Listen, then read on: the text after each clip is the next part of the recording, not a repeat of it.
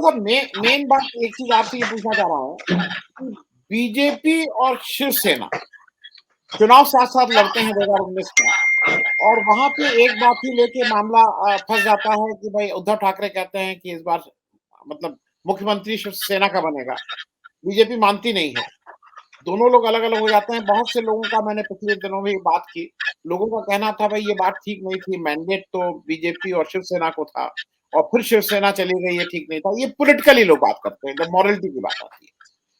दो चीजें पूछ रहा हूँ क्योंकि बीजेपी ने काम कई जगह किए हैं, बीजेपी ने बहुत दूसरे लोगों के साथ इलेक्शन आया है, मैंडेट कुछ और मिला है, बीजेपी उसको वो की है।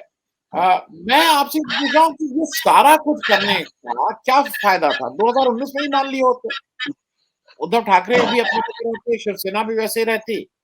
और एक चीज आपसे जो स्पेसिफिक चीज है, बीजेपी के लिए क्या शक्तिशाली शिवसेना उसके उसके काम किए है महाराष्ट्र में, या बिखरी हुई जिसमें कोई दम ना हो, बहुत कमजोर शिवसेना बीजेपी के काम की?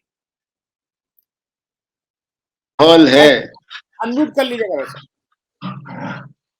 हो गया हो गया हो गया वैसे। जी हाँ, इस समय जो देश का माहौल है उससे महाराष्ट्र की कहानी कुछ अलग बन रही है, ऐसा भाई शकील अहमद साहब ने हम लोग को बताया। लेकिन जो गुजरात और कर्नाटक के बीच का प्रदेश है महाराष्ट्र, वो अगर बीजेपी के पास लौट आता है किसी भी कीमत पर, तो राज्य के समीकरण में भले शिवसेना को इसका लाभ मिले, लेकिन राष्ट्रीय स्तर पर तो छवि यही बनेगी कि एक राज्य और इनके दायरे में आ गया। और वो भी मामूली राज्य नहीं है, ये भारत का आर्थिक केंद्र है, वित्तीय राजधानी है, फाइनेंशियल कैपिटल है, इंडस्ट्रियलिस्ट का फेवरेट स्टेशन है। तो ये कई संदेश जा रहे हैं, जबकि आर्थिक दृष्टि से भारतीय जनता पार्टी की सरकार पूरी तरह से नाकारा सरकार हो गई है। लेकिन महाराष्ट्र में उनकी राज्य सरकार अपने पास आ जाना, और वो इतनी बड़ी कीमत पर।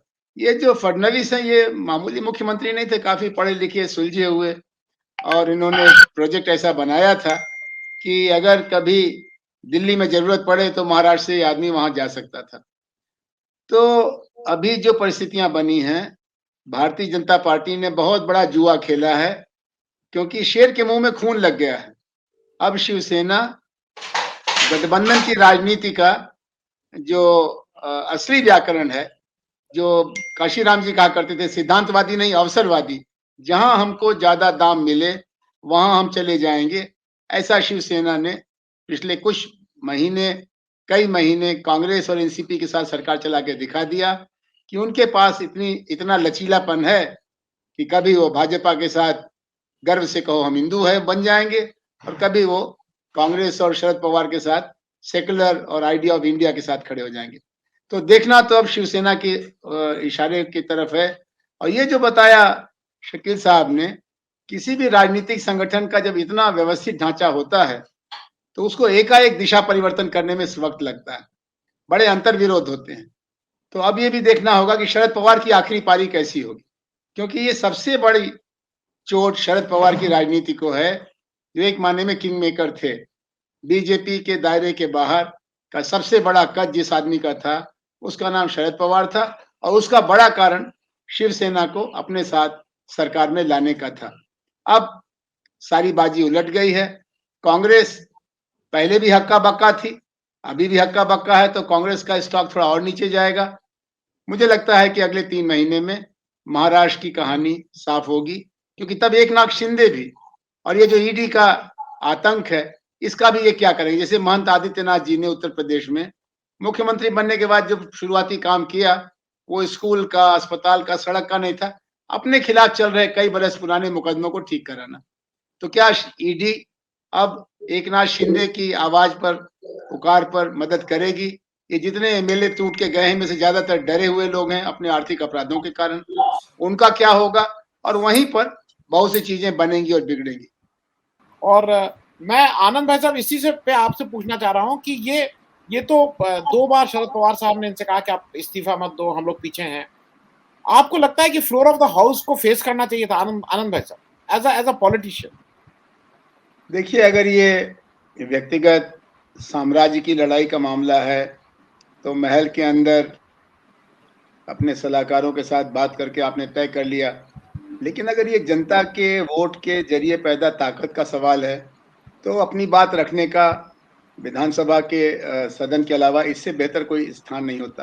उससे लोग भी सुनते, मीडिया को भी मालूम होता, एक तरह का लोगों का प्रशिक्षण होता कि क्या हो रहा है। जैसे अभी आपने पूछा, अब आप इतने महत्वपूर्ण पत्रकार हैं, लेकिन आपको जब पूछना पड़ रहा है महाराष्ट्र के एक नेता से कि ये क्या हुआ, तो यही लोग भी पूछ रहे हैं और इन सब बातों का जवाब अपने भाषण के ज़रिए और लोगों के भाषण के ज़रिए, और इनका जो जवाब आता एकनाथ शिंदे के लोगों का या बीजेपी के लोगों का, और फिर ये भी बात उठती कि ये चाल चरित्र चेहरा तो सारा पुराना देखा हुआ है, ये तो नकाब उतर गई है, ऐसे ही तो पहले की सरकारें भी चलती थी, बनती थी, बिगड़ती थी।